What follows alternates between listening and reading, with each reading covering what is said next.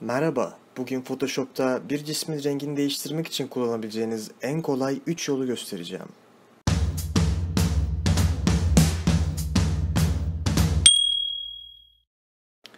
Birinci yolda diyelim ki bu elmanın rengini değiştirmek istiyoruz. W tuşuna basarak da ulaşabileceğiniz hızlı seçim aracını seçin ve elmanın içini boyayın. Elmayı hızlı bir şekilde seçmiş olduk. Tabii biraz daha ayrıntılı çalışarak daha iyi bir sonuç elde edebiliriz. Fazladan seçtiğiniz yerleri Alt tuşuna basılı tutarak silebilirsiniz.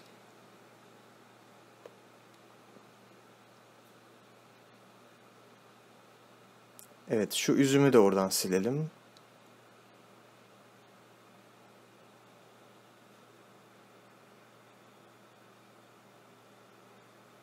Biraz da şurayı seçtik mi? Tamamdır. Şimdi sağ alttaki yuvarlak panelden Hue Saturation yani ton ve doygunluk kısmına geliyoruz. Buradaki el simgesine tıklayarak cismin üzerine gelip kontrol ve mouse'un sol klik tuşlarına basılı tutarak ve sola ve sağa sürükleyerek rengiyle oynayabiliriz. Diyelim ki yeşil bir elma istiyoruz. Tabi içerideki kızarıklıkları da aynı yöntemle değiştirebilirsin. Buralarda bir takım kırmızı bölgeler kaldı. Bunu düzeltmenin yolu da maskeye tıklayarak ve fırçayı seçerek, tabi fırçanın burada beyaz olduğundan emin olun, bu kırmızı yerlerin üstünü boyamak. Biraz da şurada varmış.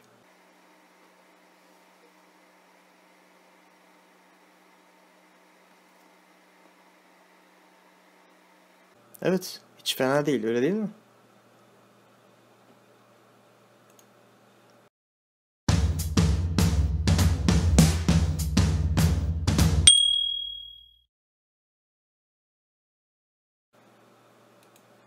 İkinci yol ise yine çok benzer bir yol. Bu sefer hiçbir seçim yapmadan yine yuvarlak panelden ton ve doygunluk kısmına gelerek ve el simgesine tıklayarak istediğimiz cismin üstüne gelip yine kontrol ve sol klikle sağ sola sürükleyerek rengi ayarlıyoruz.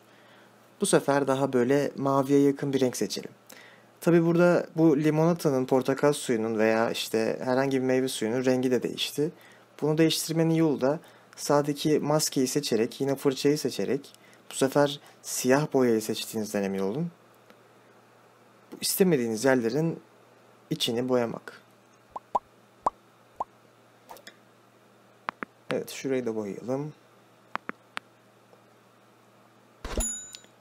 Tabi yanlışlıkla bir yeri daha silerseniz bunu düzeltmenin yolu da bu sefer beyaz fırçayı seçerek yine istediğiniz yeri boyamak.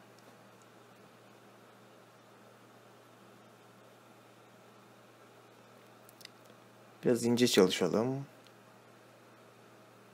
Evet, bu da çok kolaydı değil mi?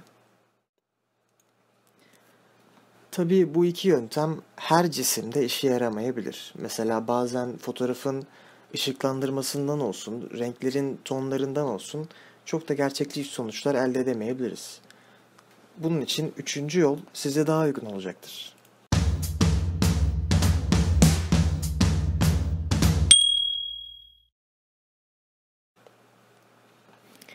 Diyelim ki bu kanepenin rengini değiştirmek istiyoruz. Yine hızlı seçim aracımızla kanepenin içini doldurabiliriz.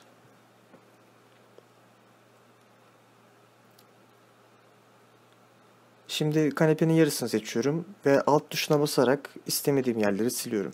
Yarısını seçtim çünkü karşılaştırma olması için.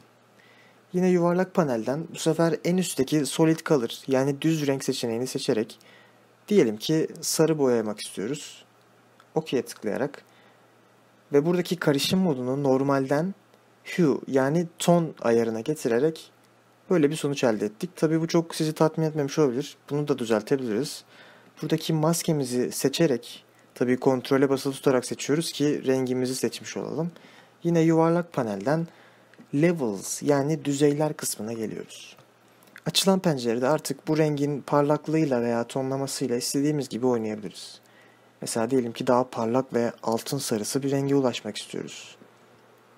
Evet, hiç fena olmadı değil mi?